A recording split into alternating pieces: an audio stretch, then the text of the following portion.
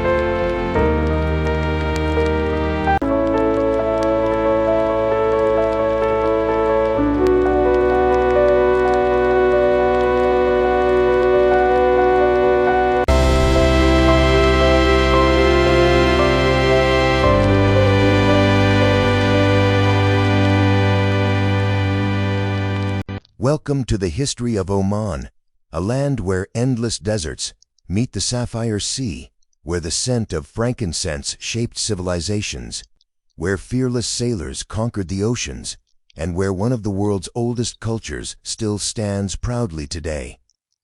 Modern perspectives of the Arabian Peninsula often center on an image of a harsh, static desert, a landscape defined by sand and the absence of water. But 100,000 years ago, during the Ice Age, global weather patterns shifted. Monsoon rains reached deep into the interior, filling vast prehistoric lakes and creating the river systems that once carved these valleys. These rains maintained fertile grasslands and supported a varied ecosystem. This was a land of gazelles and wild cattle, far removed from the arid environment we see today. This climate turned Oman into a vital crossroads for early human groups moving out of Africa. It wasn't an isolated frontier, but a hospitable corridor that allowed populations to transition between continents. Roughly 10,000 years ago,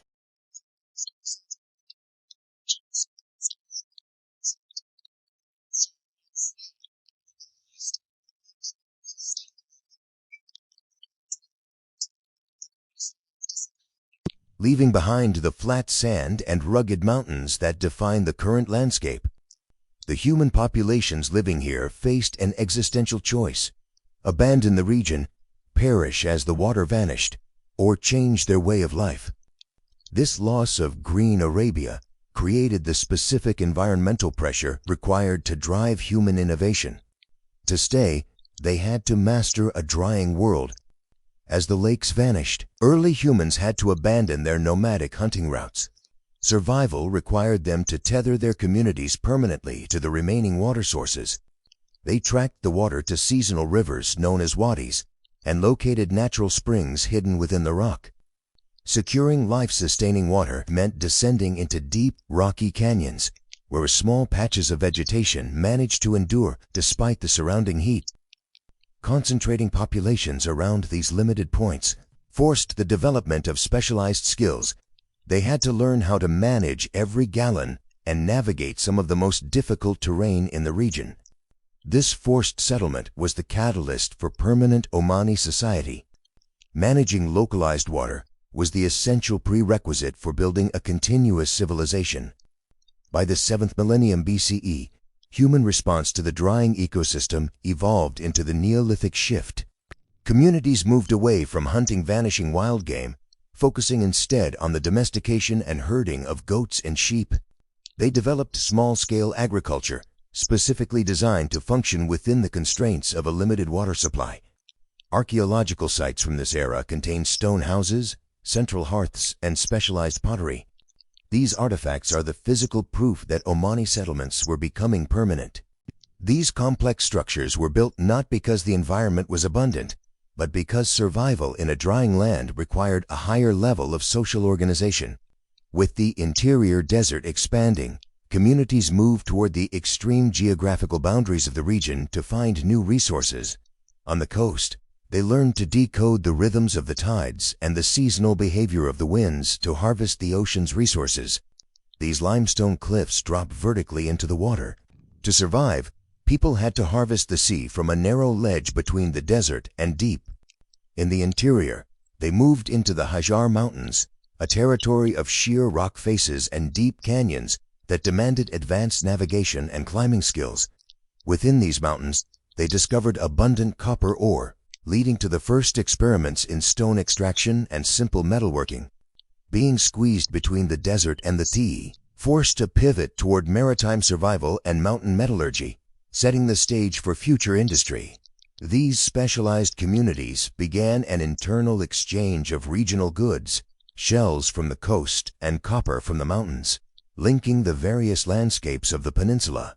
Eventually, the people realized the ocean was more than a source of food. It was a transportation network that could connect them to distant regions in Asia and the Middle East. The decades spent decoding ocean tides and seasonal wind patterns for local fishing provided the baseline data for long-distance navigation. Survival tactics born on the coast became the technical foundation for the future trade routes of the Indian Ocean. These prehistoric networks established Oman's historical identity as a nation of sailors and merchants, roles that have endured for thousands of years. Modern Omani civilization remains defined by this mastery over an environment of stark contrasts. The foundation of this culture was not built on prehistoric abundance, but was forged by a calculated human response to extreme scarcity.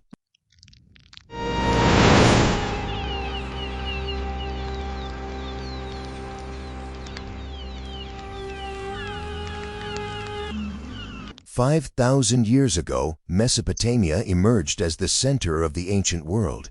They built the first cities, invented early writing, and organized vast agricultural networks. But as human technology advanced into the Bronze Age, these city-states hit a wall. They needed massive quantities of copper to produce the tools and weapons required for their expansion, a resource their own lands lacked. To solve this, Mesopotamian scribes documented a crucial trade relationship. Their records point to a specific, prosperous kingdom that supplied this vital resource, a place they called Magan. These ancient records describe Magan as a land of skilled craftsmen and fearless seafarers, navigating long-distance maritime routes to deliver the metal fueling Mesopotamia's growth.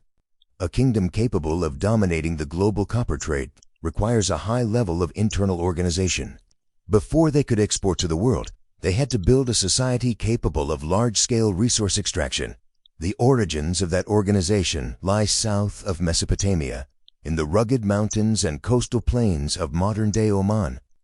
If we go back to the 4th millennium BCE, centuries before the first Mesopotamian records, we find the foundations of what would eventually become the Magan Kingdom. Scattered across these rocky mountain ridges are hundreds of distinctive circular stone monuments that still stand today. These are tombs built on high grounds to overlook the ancient settlements in the valleys below. By examining the construction and the contents of these stone tombs, we can see exactly how these prehistoric settlements transformed into a major regional power. The physical construction of a single tomb demonstrates high-level technical engineering. Builders used shaped, interlocking stone slabs, creating a stable and precise facade.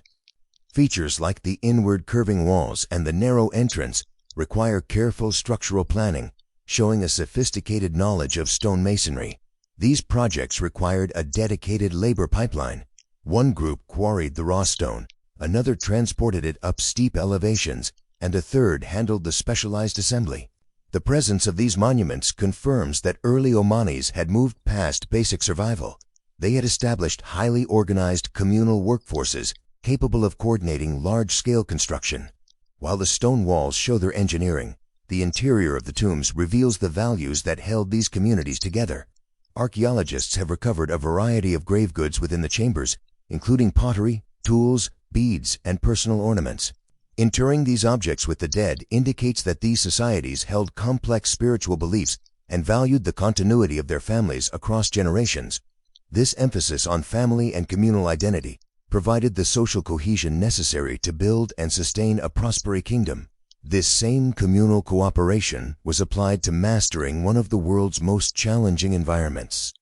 The prehistoric people developed advanced skills in agriculture and water management, allowing them to grow food in arid landscapes.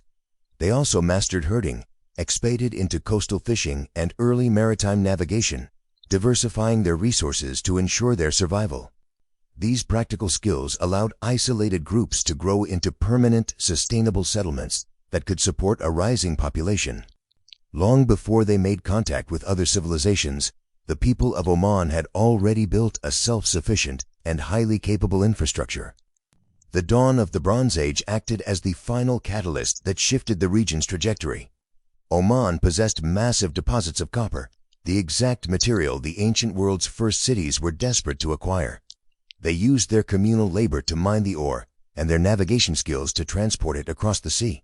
These trade routes brought them into direct contact with Mesopotamia, turning Oman into a prosperous hub for the ancient world. By developing the systems required to build their hilltop tombs, the prehistoric people of Oman created the foundations for Magan, a kingdom that became a vital supplier of the copper that built the first civilization's new chapter began, transforming a historic nation into a modern state.